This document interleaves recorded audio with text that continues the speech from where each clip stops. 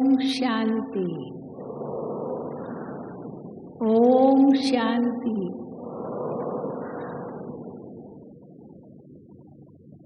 मधुबन तपोभूमि, वरदान भूमि,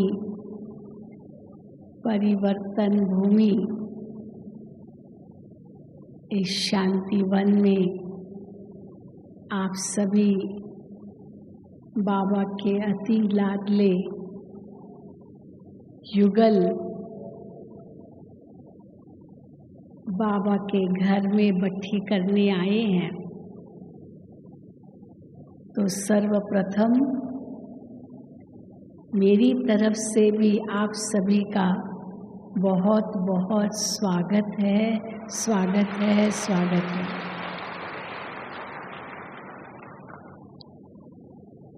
कोई तो नज़दीक से आए होंगे, कोई तो बहुत दूर से भी आए होंगे, लेकिन बाबा के दिल में आप बहुत नज़दीक हैं, चाहे स्थूल रूप में कितना भी दूर होंगे। क्यों बाबा के दिल में आप बहुत नज़दीक हैं? क्योंकि आप डबल पार्ट बजा रहे हैं। परिवार में रहकर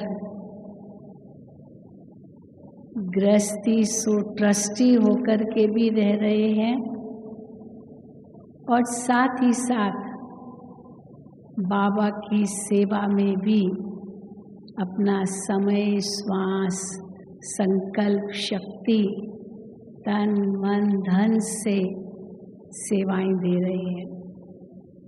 तो लौकिक और अलौकिक दोनों ही कार्य आप करते हैं, इसीलिए आप बधाई के पात्र हैं। तो अपने लिए ताली बजाओ।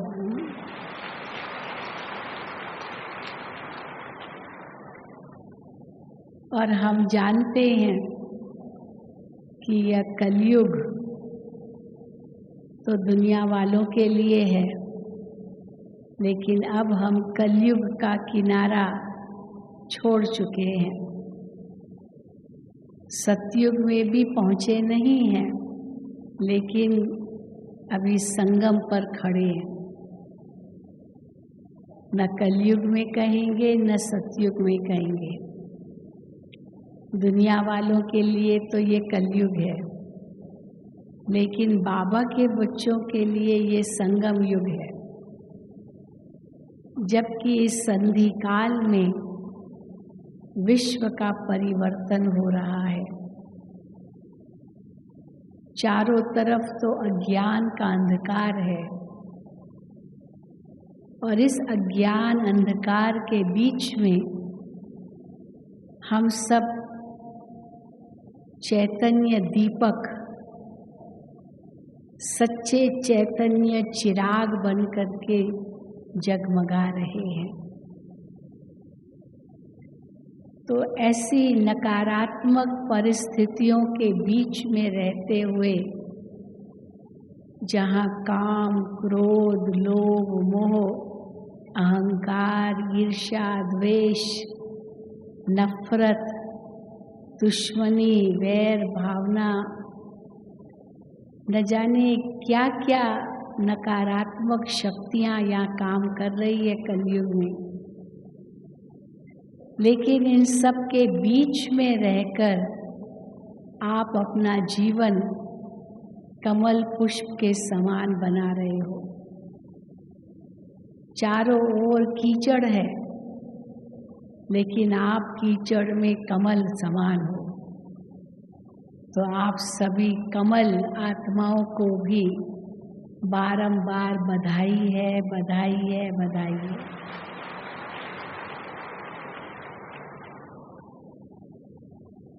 तो कीचड़ में कमल खिलता है और आप ऐसे कीचड़ में खिले हुए बाबा के फूल हो और एक लगन लेकर, लगन के साथ बाबा के घर में बट्ठी करने आए हो। इस बट्ठी में हमें पकना है। आग में जब कोई चीज़ पड़ती है तो वो चीज़ बदल जाती है, उसका रूप, रंग, गंध, उसके सारे गुण सब बदल जाते हैं, उसी रूप से बाहर नहीं आती। एक ऐसा काला कोयला होता है, लेकिन वो कोयला, काला कोयला एकदम काला, वो आग में पड़ने के बाद राख बन जाता है, कोयला नहीं रहता है, परिवर्तित हो जाता है, भभूति बन जाता है, राख बन जाता है। कोई भी कठोर चीज आग में पड़ने से नरम हो जाती है, और कोई भी कमजोर नरम चीज आग में पड़ने से मजबूत हो जाती है। खाद वाला सोडा आग में पड़ने से शुद्ध हो जाता है,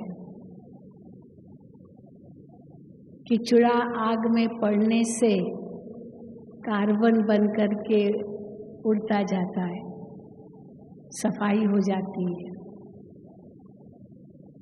इतने गुण हैं भट्ठी में,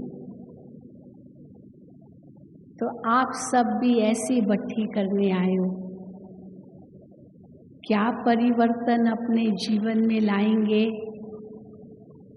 वो जरूर आपने सोचा होगा, क्योंकि हर एक बात पहले तो मन में चलती है, तभी बाहर आती है। तो इसीलिए अपनी सोच पर अवश्य ध्यान देना होगा, क्योंकि हम जैसा सोचते हैं वैसा ही बन जाते हैं। हमारी जैसी सोच होगी वैसी ही हमारी दृष्टि, वृत्ति, स्मृति, भावनाएं,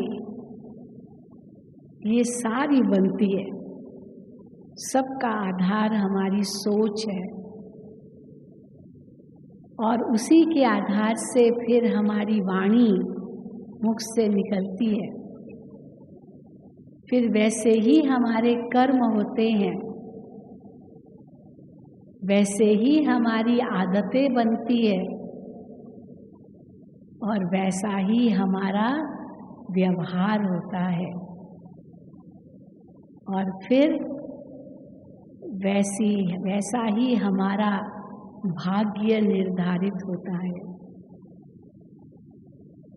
तो हर बात का बीज है हमारी सोच।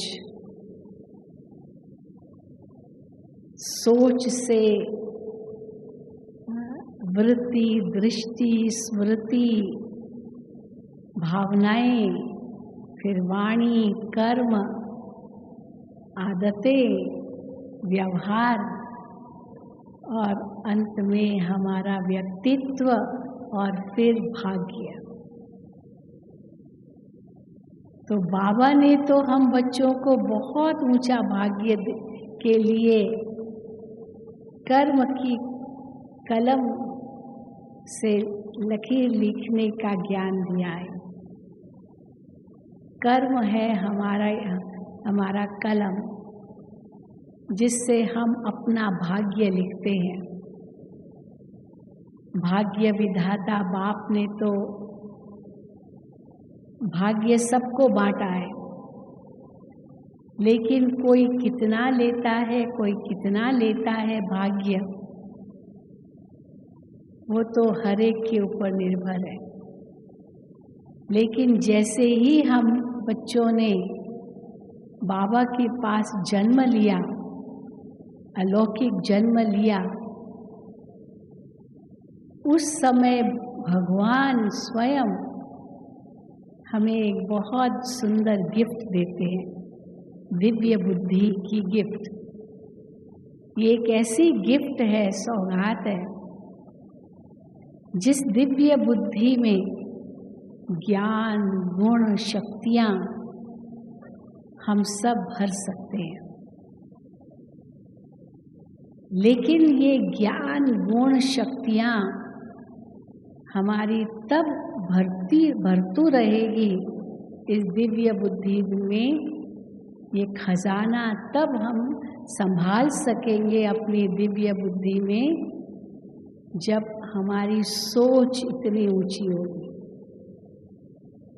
इसीलिए बाबा ने हमारी सोच को ऊंची बनाने के लिए हमें बहुत बड़ी श्रीमत दी है। और वो क्या श्रीमत है?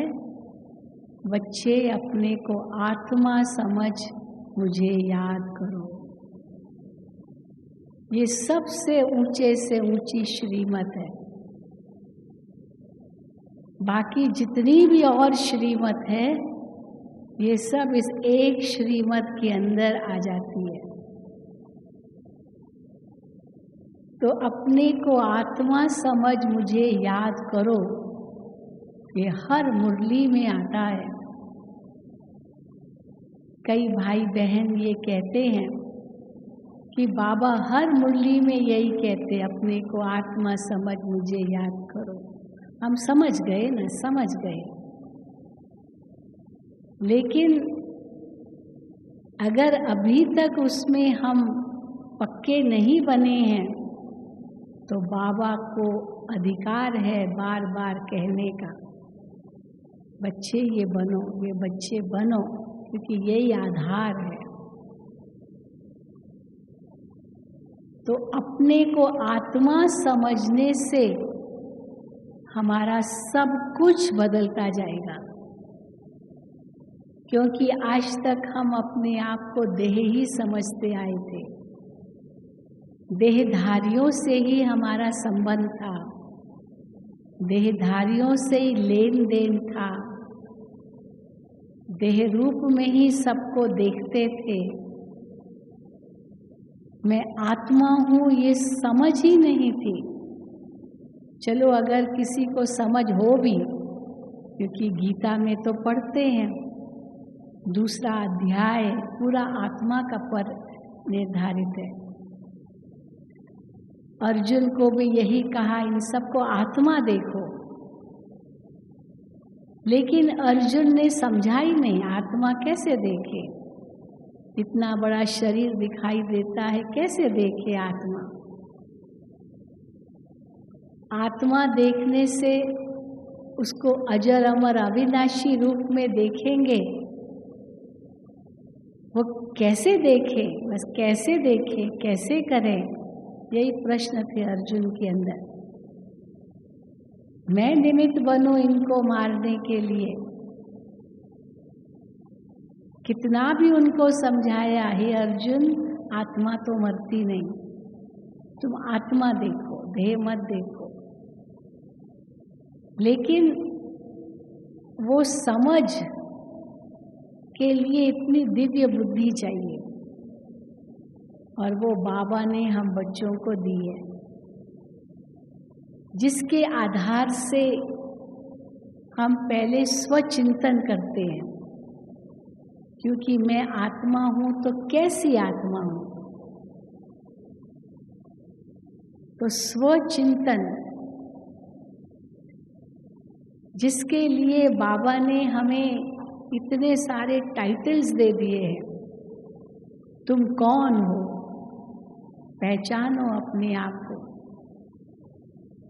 दुनिया के अंदर मनुष्य अज्ञानवश दो प्रकार की सोच रखता है, अज्ञान के वश। जब हम उनसे पूछते हैं आप कौन हो, तो दो प्रकार का ज्ञान व्यक्त करते हैं। एक अज्ञान है अपनी भौतिक उपलब्धियों का घमंड, क्योंकि बहुत उपलब्धियां करते हैं जीवन में, तो उनका इतना घमंड आ जाता है। अभिमान से भी बड़ा होता है घमंड, जो समझते हैं मेरे जैसा तो कोई है ही नहीं, मेरे जैसा कोई नहीं। इतना अभिमान, इतना घमंड। लेकिन वो जो भी उपलब्धियां हैं, बाबा कहते वो सब विनाशी है। आज है, कल मिट सकती है। किसी को धन का घमंड होगा, आज तो अरबपति है, लेकिन कल वो रोडपति भी बन सकता है। आज अरबपति, कल रोडपति। खाने के भी लाले पड़ सकते हैं, ऐसी भी स्थिति कईयों की आई है। और वो घमंड एक सेकंड में धराशायी हो जाता है, चूर हो जाता है। तो ये कितना बड़ा अज्ञान है इस प्रकार का घमंड रखना। लेकिन दूसरी ओर का अज्ञान कौन सा है? जो अपने आप को इतना हीन समझते हैं, हीन, इतना गिरा हुआ समझते हैं, और अंदर में यही सोच लेते मैं तो कभी भी चढ़ नहीं सकता हूँ। और खास हमारी बिचारी बहनें, माताएं, जिनको अबला समझ लिया, यहाँ तक कि बाएं पैर की जो रेड़ी है ना, रेड़ी नीचे की, उतने हद तक गिरा दिया। नारी नरक का द्वार कहकर इतना उनका तिरस्कार किया, और बाबा कैसे उनको ऊंचा उठाते। तो कहाँ पर दुनिया में इतना घमंड। हाँ, भाई भी ताली बजा सकते हैं माताओं के लिए, क्यों नहीं। तो कहाँ एक और इतना घमंड, और कहाँ दूसरी ओर इतना नीच। ये दोनों ही अज्ञान है, दोनों ही अज्ञान है। लेकिन आत्मा हूँ, ये सबसे पहला ज्ञान है। ये आत्मा का दीपक जग जाता है इस ज्ञान से। और जैसे आत्मा का दीपक जगा, रोशनी आई, रोशनी हो जाती है, प्रकाश ही प्रकाश हो जाता है। अंधकार में तो इंसान ठोकरें खाता है। दुनिया में यही अपने आप को कहते भी आए हैं, नैनहीन को राह दिखाओ प्रभु, दर दर ठोकर खाओ। ये नैन होते हुए भी वो तीसरा नेत्र ज्ञान का, आत्मा को देखने का नहीं था। इसीलिए ठोकरें खाते रहे जीवन में, यहाँ तक कि ये स्वीकार ही कर लिया कि जीवन माना कदम कदम पर ठोकर खाना, जीवन माना ही कदम कदम पर संघर्ष करना, जीवन माना ही दुख अशांति यही उठाना। जीवन एक बोझ बन गया। और भगवान हमें आकर क्या कहते हैं? बच्चे, ये जीवन तो प्रभु का वरदान है, ये प्रभु का वरदान है। वरदान अर्थात जिस जीवन में सुख, शांति, प्रेम, आनंद, खुशी, सद्भावना, शुभ भावना, शुभ कामना, शुभ चिंतन, स्वचिंतन, सब कुछ सुंदर, ये वास्तव में जीवन है। जीवन बोझ नहीं है, पर जीवन ये उड़ती कला का साधन है। अब ये जब भगवान ने आकर के हमें बताया, तो तीसरा नेत्र हमारा खुल गया। दिव्य बुद्धि रूपी गिफ्ट में ज्ञान, गुण, शक्तियां भर दी। और परिणाम स्वरूप ये ब्राह्मण जीवन, जो पहले मनुष्य जन्म कौड़ी के बदले जा रहा था, वो ब्राह्मण जन्म हीरे का जीवन बन गया। यही अनुभव करते हो ना सब? यही अनुभव करते हो ना? कहाँ थे और कहाँ आ गए। और वो भी अगर दोनों चले युगल रूप में, तो फिर तो सोने में सुहागा, बहुत बड़ा भाग्य है। अगर एक चले दूसरा न चले, तो जैसे एक गाड़ी में एक पहिया छोटा हो एक पहिया बड़ा हो, कैसे चलेगी वो गाड़ी? दोनों पहिए समान चाहिए। इसलिए जब दोनों चले तो घर घर स्वर्ग बन सकता है। और आप सबने अपना घर स्वर्ग बना दिया होगा। जो भी आपके घर में आए, उनको महसूस हो इनका घर तो स्वर्ग है, इनका घर तो गृहस्थ आश्रम की तरह है, गृहस्थ जंजाल की तरह नहीं है। लेकिन इसका आधार क्या है? आत्मिक दृष्टि, वृत्ति, स्मृति, आत्मचिंतन। तो आत्मचिंतन, आत्मदर्शन, आत्मनिरीक्षण, आत्मविश्लेषण, फिर आत्मसंयम, आत्मबोध। केवल यही नहीं कि बस हमको पता है आत्मा है, लेकिन आत्मचिंतन चाहिए, स्वचिंतन। मैं सचमुच कौन हूँ? भगवान की नजरों में हूँ, भगवान के दिल पर विराजमान हूँ। मैं आत्मा प्रभु पसंद बन गई, मैं पूर्वज हूँ। तो जो भी बाबा हमें स्वमान देते हैं, वो जब स्वमान हम चिंतन में लाते हैं, वो स्वचिंतन आत्मा को शक्ति प्रदान करता है। तो दोनों तरफ का जो अज्ञान है, एक घमंड के रूप में, दूसरी हीनता के रूप में, वो दोनों समाप्त हो जाता है। क्योंकि जब हम स्वयं को इतनी ऊंची नजर से खुद को देखते हैं, तो दूसरे को गिरी हुई नजर से नहीं देखेंगे। अगर हम दूसरे को गिरी हुई नजर से देखते हैं या गिराते हैं, इसका मतलब आत्मा घमंड में है, स्वमान में नहीं है।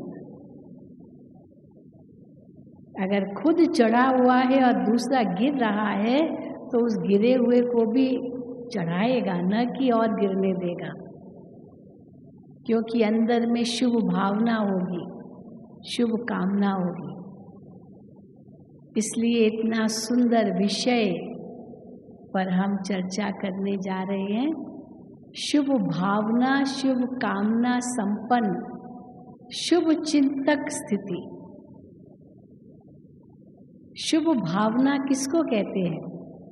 शुभ कामना किसको कहते हैं? दोनों में अंतर है या एक ही चीज है? अंतर है, थोड़ा तो अंतर है। शुभ भावना अपने प्रति भी होती है, दूसरों के प्रति भी होती है। शुभ कामना भी अपने प्रति होती है, दूसरों के प्रति होती है। लेकिन दोनों में क्या अंतर है? शुभ भावना माना उस अपने को या दूसरे को ऊंची नजर से देखना, शुभ भावना है ये। कोई अगर किसी व्यक्ति को कहे ये तो ऐसे बेकार है, ये तो फलाना है, ये तो फलाना है, उसकी ग्लानि करे, और हम कहें नहीं नहीं नहीं ऐसे मत कहो, ये तो बहुत अच्छा व्यक्ति है, शायद आपने उसको पहचाना नहीं है। आपने नहीं पहचाना, उसके अंदर कितने गुण हैं, उसको पहचानो, उनके गुणों को। ऐसे मत कहो उनके लिए, क्योंकि हम जानते हैं उनको, वो शायद इतना नहीं जानता है, सुनी सुनाई बातों में वो आ गया है, तो इसलिए उसके प्रति वही उल्टी भावना है। लेकिन हम जानते हैं, उनके नज़दीक हम गए हैं, हम उनके विचारों को समझते हैं, तो हम कहेंगे ये तो आपकी सोच गलत है।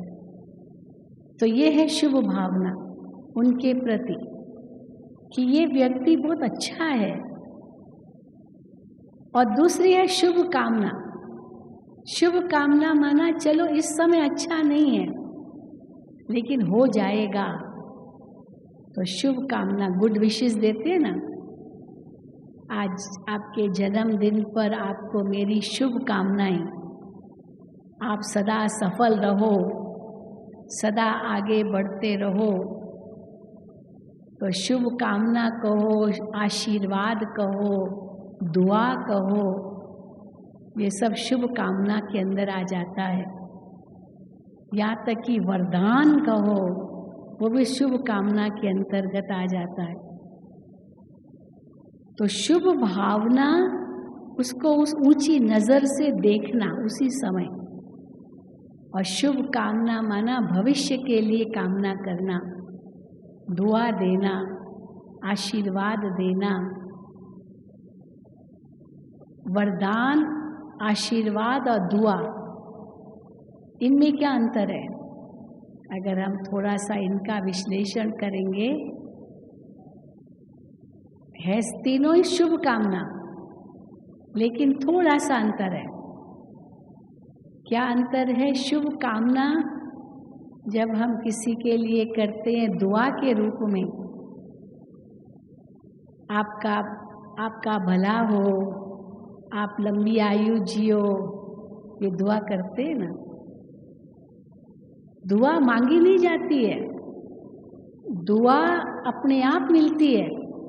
जब हम किसी की सच्ची दिल से सेवा करते हैं ना, तो उसकी दुआ अपने आप मिलती है,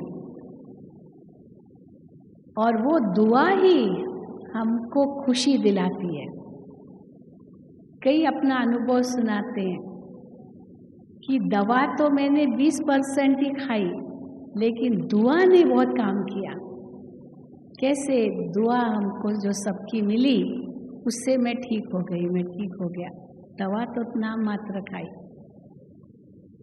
और कैसे दुआ मिली सबकी? उनकी इतनी निस्वार्थ सेवा की। तो जब हम निस्वार्थ किसकी सेवा करते हैं, बिना किसी कामना के, इच्छा के, और वो दुआ अपने आप मिलती है, हम तो सेवा करते हैं, मांगते नहीं है कुछ भी उनसे, पर दिल से सेवा करते हैं, तो उनकी भी दिल से दुआ निकलती है। और वो चाहे छोटा हो चाहे बड़ा हो, आयु इसमें कोई दखल नहीं देती। छोटे से भी दुआ मिलती है, बड़ों से तो मिलती ही होगी, लेकिन छोटे से भी मिल सकती है दुआ, किसी भिखारी से भी मिल सकती है। कोई ऐसा बिल्कुल अनपढ़ हो, कुछ भी उसके पास विशेषता न हो, उससे भी दुआ तो निकल ही सकती है। कोई उसके पास और बात चीज़ है ही नहीं, लेकिन मुख से दुआ ज़रूर निकल सकती है। तो दुआ तो हर एक दे सकता है, केवल उसकी आत्मा को किसी ने छू दिया हो, उनकी थोड़ी सी सेवा की हो, और बिना कुछ कहे वो दुआ ज़रूर देगा। आशीर्वाद जो होती है वो बड़ों से ली जाती है ना। किसी गुरु के पास जाएंगे, पिताजी के पास जाएंगे, किसी बुजुर्ग के पास जाएंगे और कहेंगे कि आशीर्वाद करो। आते हैं, कई आते हैं, आशीर्वाद करो, आशीर्वाद करो। या कोई बड़ी हस्ती के पास जाएंगे तो आशीर्वाद करो, और कहते हैं सिर पर हाथ रखो, आशीर्वाद करो। लेकिन बाबा हमें क्या कहते हैं? आशीर्वाद मांगो नहीं, आशीर्वाद आप अपने सिर पर खुद करो। कैसे करेंगे हम अपने सिर पर खुद ही आशीर्वाद? सिर पर आशीर्वाद की जाती है ना, तो अपने सिर पर खुद ही हाथ रखो, आशीर्वाद करो। कैसे करेंगे? जो बाबा की हमें श्रीमत मिलती है, हर चीज के लिए, हर बात के लिए, हर घड़ी के लिए, सुबह से लेकर रात्रि तक हमें जो श्रीमत मिलती है उस अनुसार हम पालन करते रहें।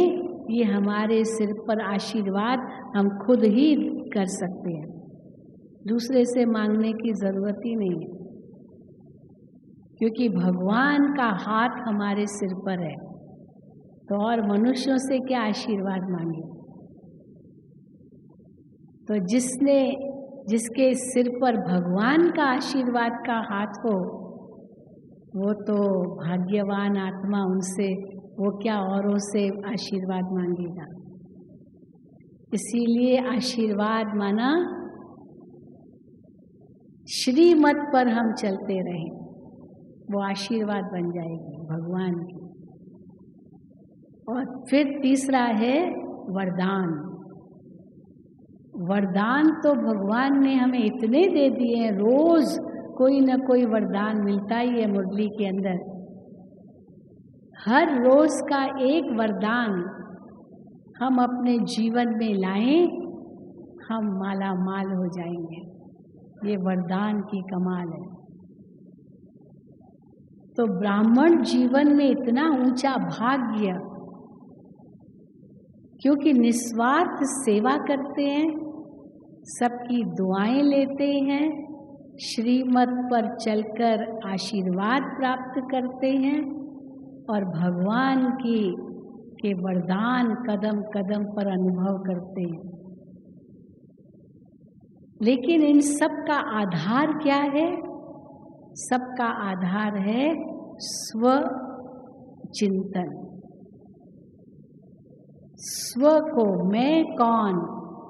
हमारी दादी जानकी जी जब ओम शांति कहती है तो 3 बार ओम शांति कहला करके फिर उसका अर्थ बताती है।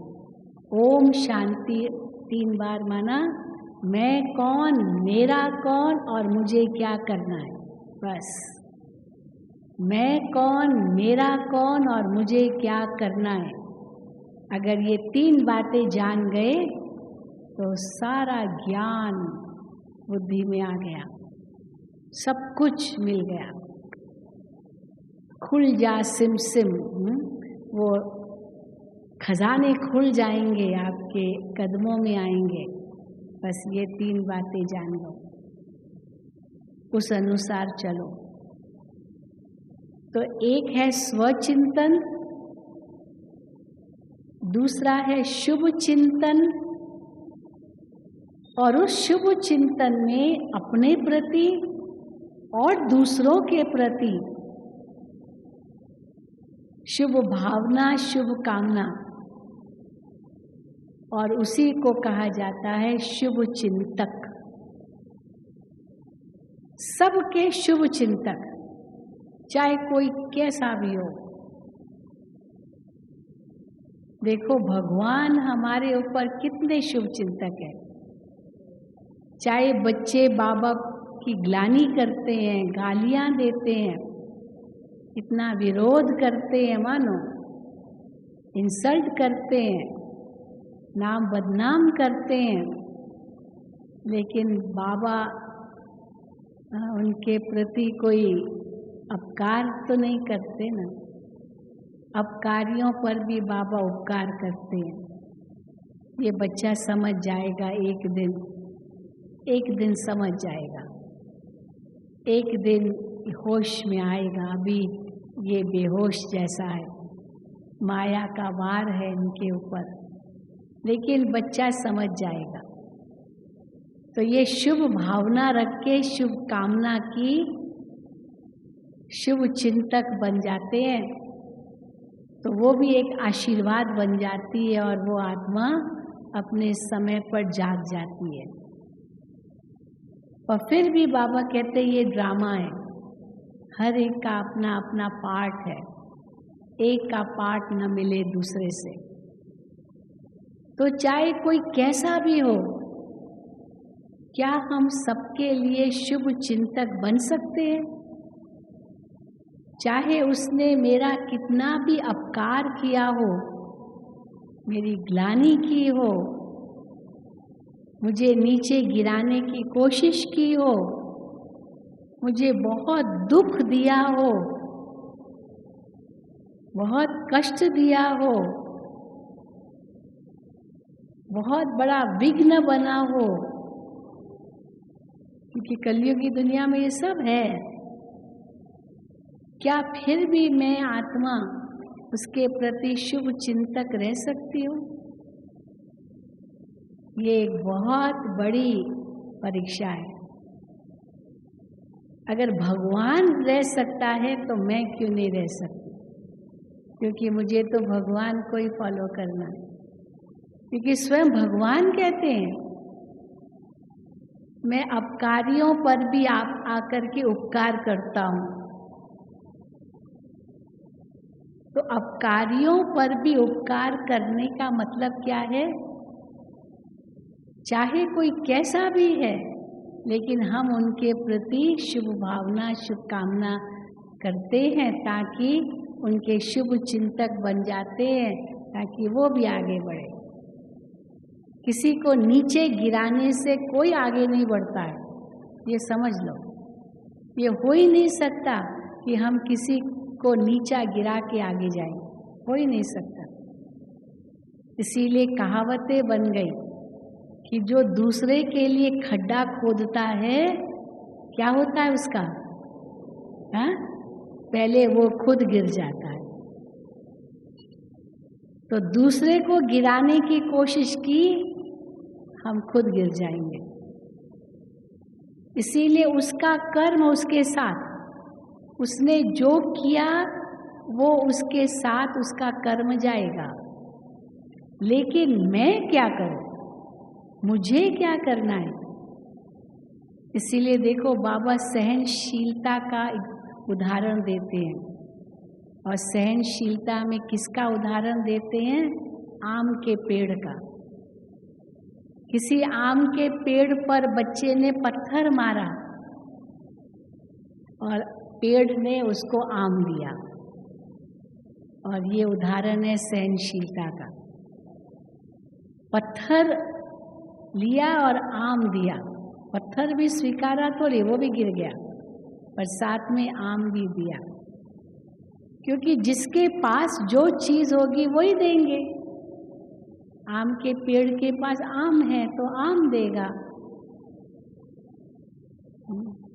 नारियल के पेड़ के पास नारियल है तो नारियल देगा। जो जिसके पास है वही चीज देगा। तो मेरे पास क्या है? मैं आत्मा उस स्वमान में रहूं। मैं कौन हूं? मैं पवित्रता, सुख, शांति, प्रेम, आनंद, सर्व गुणों से संपन्न आत्मा हूं। ये है स्वमान। ऊंचे से ऊंचे बाप की ऊंचे से ऊंची आत्मा हूं। मैं सारी सृष्टि की आत्माओं की पूर्वज हूं। आप सोचो, ये स्वमान है। और अगर ये स्वमान सदा ही हम रखेंगे बुद्धि में, तो कभी किसी के प्रति अशुभ भावना नहीं जाएगी, चाहे वो कैसा भी होगा। हम उनके शुभ चिंतक ही रहेंगे। बुरा करने वाले का बुरा हो ये नहीं कहेंगे। क्या कहेंगे? बुरा करने वाले का भी भला हो। क्या कहेंगे? हाँ, बुरा करने वाले का भी भला हो। क्योंकि भला हो ये सोचेंगे तो पहले तो हमारा भला होगा। उसने बुरा किया और हमने उसको कहा बुरा करने वाले का भी भला हो, तो सबसे पहले भला तो मेरा होगा, उसका तो हो ना हो। पर मैंने कहा और मेरा सबसे पहले हुआ, ये समझ लो। और मैंने कहा बुरा करने वाले का बुरा हो तो पहले मेरा बुरा होगा, क्योंकि दूसरे के लिए खड्डा खोदने की कोशिश की। तो हमारी सोच कैसी है ये हम पहले अपने आप में देखें। तो इसीलिए कैसा हम अपना भाग्य चाहते हैं उसी अनुसार हमारी सोच हो। हम देवता बन रहे हैं, ये हमारा भाग्य है। भगवान ने हमको इतना ऊंचा लक्ष्य दिया है, तो देवता कौन बन सकता है? जो देता है, जो देता है, जो देता है वो देवता। हाँ, जो केवल लेता है लेता है लेता, वो थोड़ी देवता बन सकता है। हाँ, भगवान से भले जितना चाहो लो, लेकिन मनुष्य को तो देना है, देना है। ज्ञान, गुण, शक्तियाँ, खजाने, ये सब देना है। क्योंकि इस समय सब मनुष्य आत्माएं जैसे भिखारी है, भिखारी है। ज्ञान तो है नहीं, गुण भी नहीं है, शक्ति तो नाम मात्र भी नहीं है। जो आज बाबा ने मुरली में कहा कि वो ज्योति जो है ना एकदम बुझाई हुई है, जरा सी लीक जाके बची है, एकदम डिम हो गई है। जैसे टॉर्च की लाइट होती है ना, अगर बैटरी डल हो गई, डिम हो गई, तो कैसी लाइट आती है? जरा सी एक लकीर, बस उतनी हो गई। अब ऐसी आत्माओं को हमें शक्ति देनी है, तो अगर हम उनके प्रति शुभ भावना, शुभकामना नहीं रखेंगे, तो शक्ति उनको कैसे अनुभव होगी? देखो, जैसे एक नर्स है, वो किसी छोटा बच्चा है मान लो, अब उसको इंजेक्शन लगाना है, क्योंकि इंजेक्शन लगाएगी तो वो उसको ताकत मिलेगी, तो इंजेक्शन डालना तो पड़ेगा। अब वो बच्चा इंजेक्शन देख के रोने लगता है, नहीं नहीं नहीं नहीं इंजेक्शन, उसको डर लगता है। लेकिन वो नर्स क्या करेगी? नहीं बेटा, कुछ भी नहीं, जरा सा है, आपको इससे बहुत मदद मिलेगी, बहुत शक्ति आएगी, तो बहुत ताकत वाले बन जाएंगे। वो नहीं कर रहा है, लेकिन नर्स समझती है ना, वो शुभ भावना है उसकी, इसमें ताकत आए, इसमें शक्ति आए। थोड़ा सा पिंच होगा, थोड़ा सा दर्द होगा, लेकिन उसके बाद आपको इतनी स्फूर्ति आएगी जो आप दौड़ने लगेंगे। कई छोटे बच्चे तो मारते भी हैं, उनको इंजेक्शन नहीं पसंद, हाँ बहुत होता है, बहुत रोते हैं। लेकिन नर्स होगी, डॉक्टर है, माँ बाप है, या जो भी, उनको लगता है ना कि ये हम इनका तो उपकार करें, पर ये बच्चा नहीं समझता है, ये समझता है मेरा अपकार करे, मुझे इंजेक्शन लगा रहे, ऐसे होता है।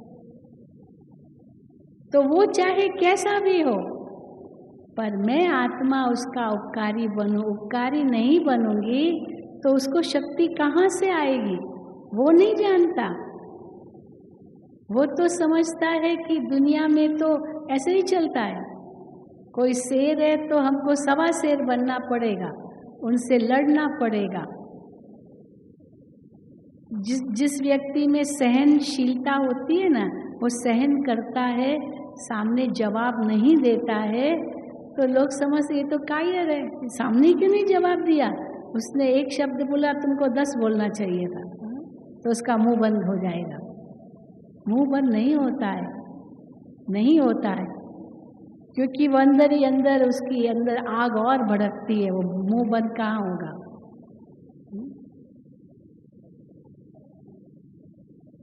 तो मुंह बंद अगर हम उनका करना चाहते हैं तो शुभ भावना, शुभकामना दो, ये तरीका है।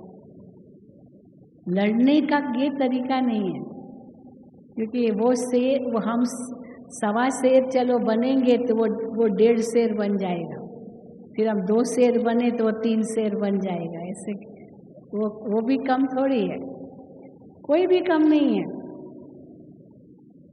इसीलिए दादी जी हमेशा कहती थी कि अच्छा हार मानी झगड़ा टूटा। हारमनी हॉल जब बना ना, दादी को ये हारमनी शब्द बहुत अच्छा लगा। कहती कितना अच्छा शब्द है, हार मानी झगड़ा टूटा, ठीक है तुम जीते हम हारे, क्या फर्क पड़ता है? रिश्ते तो नहीं बिगड़ने चाहिए ना। रिश्ते अगर बिगड़ गए तो फिर सब खत्म।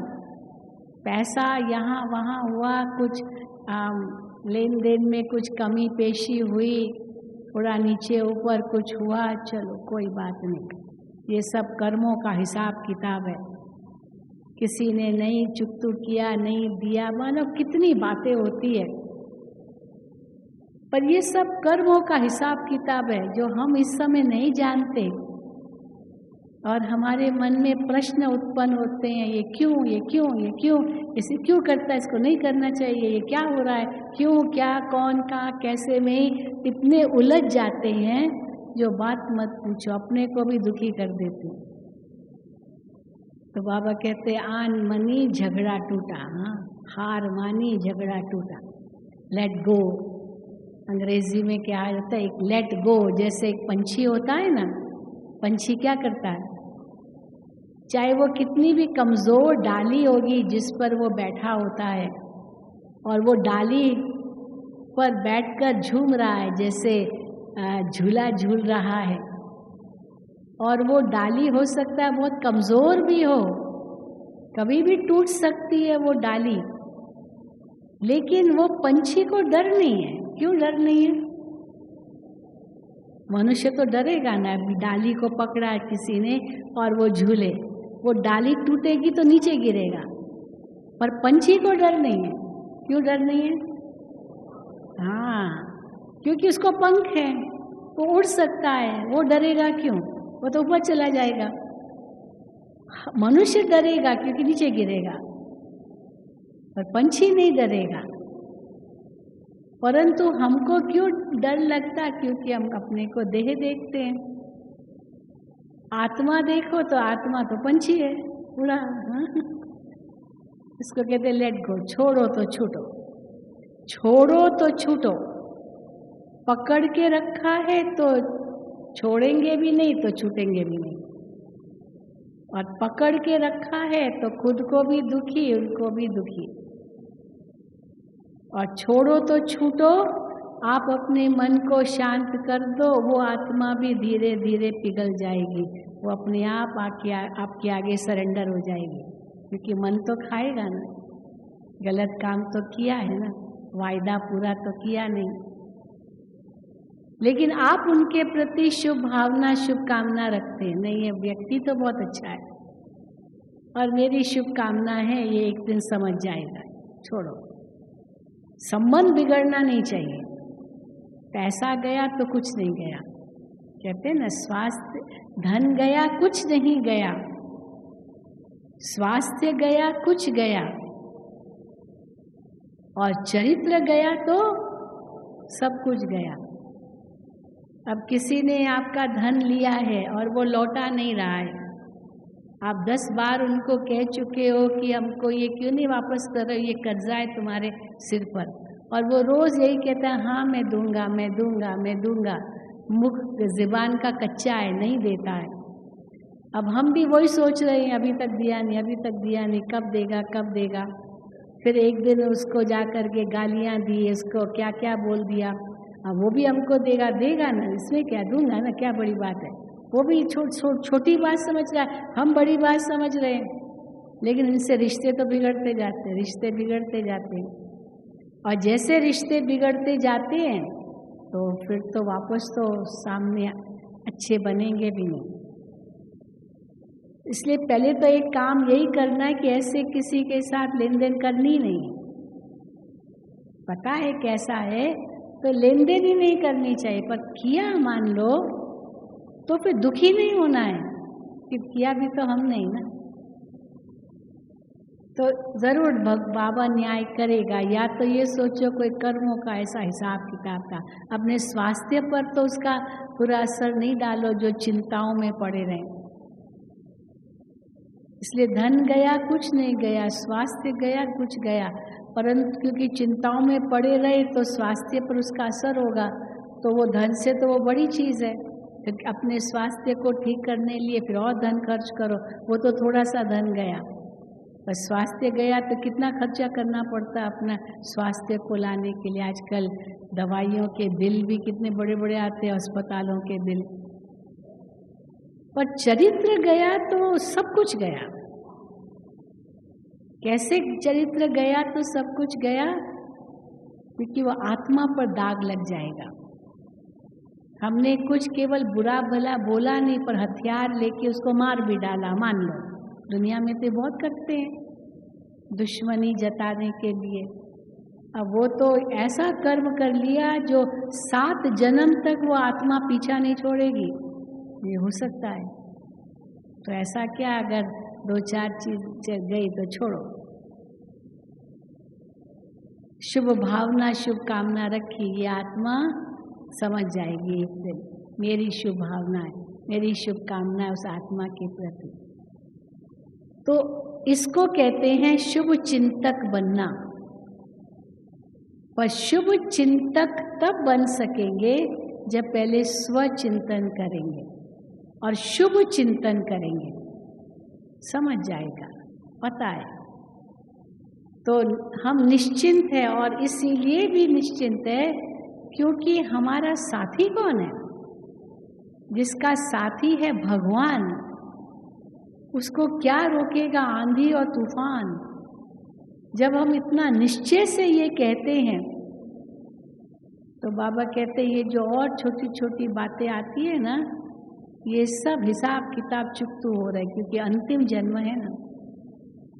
पता नहीं किस जन्म में मैंने किसी से कुछ लिया होगा, अभी रिटर्न कर रहे हैं, ये भी हो सकता है। इसीलिए क्या, क्यों, कौन, कहाँ, कैसे का चक्कर में अगर गए तो शुभ चिंतक नहीं बन सकते हैं, न शुभ चिंतन कर सकते हैं। तो एक होता है शुभ चिंतन, शुभ चिंतक बनना। दूसरा होता है शुद्ध चिंतन। शुभ और शुद्ध, शुभ माना अच्छाई होगा और शुद्ध माना उस आत्मा के जो असली गुण हैं उनको देखना, जिसको उस दिन बाबा ने मुरली में कहा, उनका अनादि और आदि स्वरूप देखना। हर आत्मा का अनादि और आदि स्वरूप कितना ऊंचा है, चाहे वो आत्मा कलयुग के अंत में भी आ रही है ना, तो भी उसका वो आदि स्वरूप तो सतोगुणी है। चाहे हम तो सत्युग की आत्माएं तो शुरू में आई तो उस समय सतोगुणी थी, अभी तमोगुणी हो गई, पर हर आत्मा का अनादि और आदि स्वरूप बहुत श्रेष्ठ है। तो हर आत्मा के अनादि स्वरूप को देखो। ये आत्मा पवित्र स्वरूप, शांत स्वरूप, प्रेम स्वरूप, केवल अपना ही नहीं दूसरों का भी वही रूप देखो।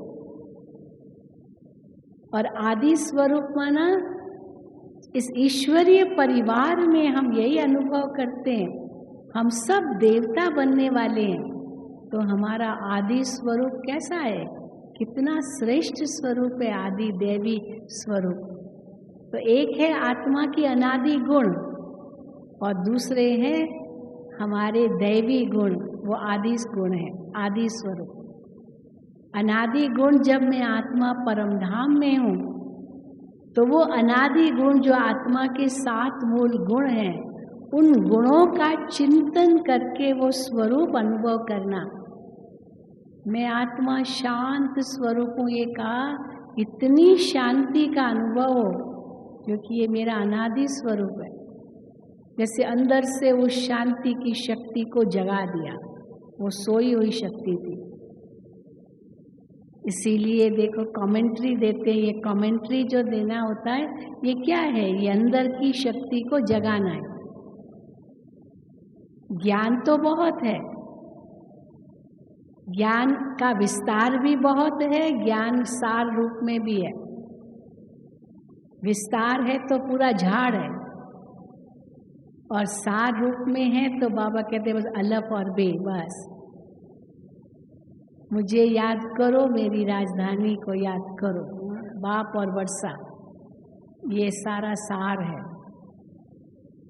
या कभी बाबा कहते हैं सार क्या है, 2 शब्दों का सार है, हार जीत, उत्थान पतन, दिन रात। ये जो अपोजिट्स है, जो विरोधाभासी शब्द हैं, यही ज्ञान का सार है।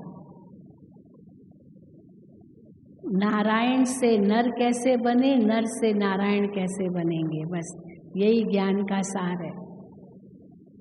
इसीलिए सार तो बहुत सरल है, बीज है। लेकिन योग, योग क्या है, वो ज्ञान के बीज को पानी देना है। तो जैसे बीज को पानी देते हैं तो क्या होता है, अंदर की जो शक्ति है ना वो विस्फुटित होती है, वो बीज में से 2 पत्ते निकलते हैं, वो अंदर की ताकत बाहर आती है। तो जैसे मैंने कहा मैं शांत स्वरूप आत्मा हूँ, ये आत्मा ने अपने बीज को पहचाना और फिर वो स्वरूप आत्मा जो अनुभव करती वो योग है। वो कैसे अनुभव हुआ, जब ये देह भान छूटा। क्योंकि अगर हम देह भान में हैं तो शांति का अनुभव नहीं कर सकते हैं। देह को शांति नहीं चाहिए, न देह की शांति की कभी कामना की जाती है। देह की शांति माना मृत्यु है ना। जब किसी की मृत्यु होती है तब क्या कहते हैं, इनका देह शांत हो गया, इनका शरीर ठंडा हो गया, एकदम माना खत्म, ठंडा हो गया, शांत हो गया। पर फिर भी क्या करते हैं, आत्मा की शांति की कामना करते हैं। आत्मा तो शरीर को शांति नहीं चाहिए, शरीर तो जीवंत चाहिए, एक्टिविटी चाहिए, एक्शन चाहिए, चलन चाहिए। हाँ, हिलाना पड़ता है, नसें वो नम पड़ जाती है या कुछ होता है तो उसको कहते एक्सरसाइज करो, ऊपर नीचे करो, ये करो वो करो, तो ये खुलेगा, ये शक्ति आएगी। तो शरीर को जितना चलाओ उतनी शक्ति आएगी, और मन जितना शांत रहे उतनी शक्ति आएगी। अगर मन चंचल है तो शक्ति क्षीण होती जाती है, क्योंकि व्यर्थ चिंतन बहुत चलता है, अशुद्ध चिंतन बहुत चलता है, और जो अशुद्ध चिंतन है उसकी जो स्पीड है वो बहुत ज़्यादा है, बहुत स्पीड ज़्यादा है अशुद्ध चिंतन की। व्यर्थ की उससे थोड़ी कम होगी पर वो भी ज़्यादा है स्पीड।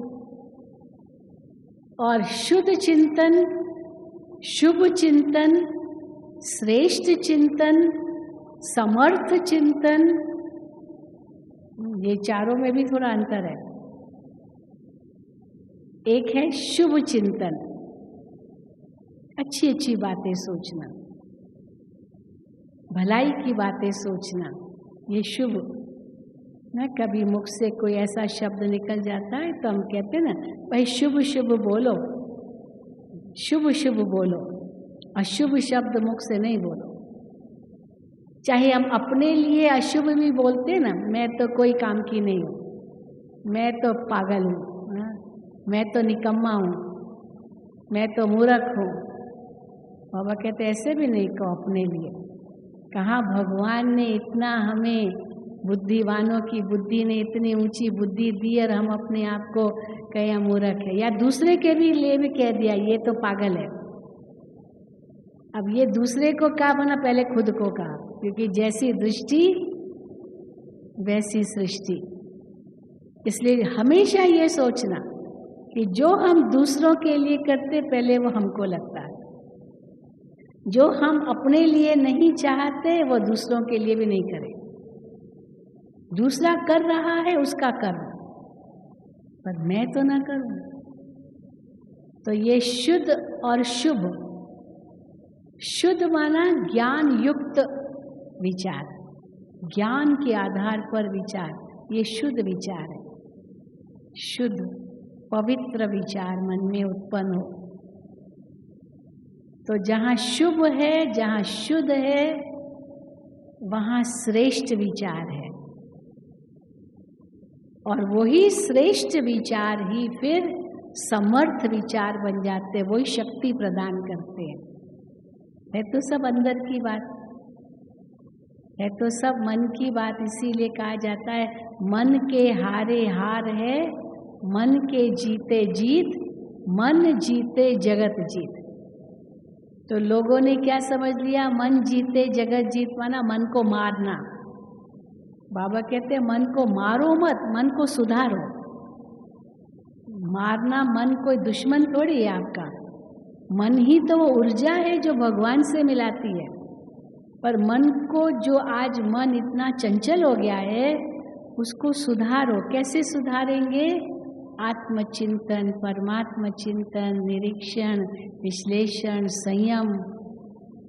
इंद्रियां जो इतनी उत्तेजित हो गई है, वो मन उनको शांत करे, मन को फिर बुद्धि शांत करे।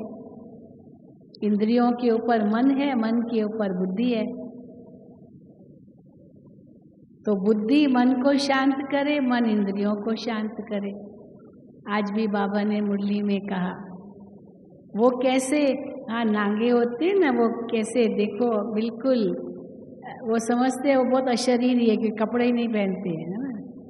मेलों में, कुंभ मेलों में नांगे बहुत होते हैं, छोटे छोटे बच्चों को ही बना देते हैं। वो तो कुछ दवाइयाँ खाते हैं, ऐसे कुछ अफीम, चरस, गांजा, ये जो कुछ खाते हैं ना, उससे वो इंद्रियां जो है वो शांत हो जाती है। पर बाबा कहते हैं तुमको ऐसे आर्टिफिशियल तरीके से नहीं अपनी इंद्रियों को शांत करना है, तुमको योग बल से अपनी इंद्रियों को शीतल बनाना है।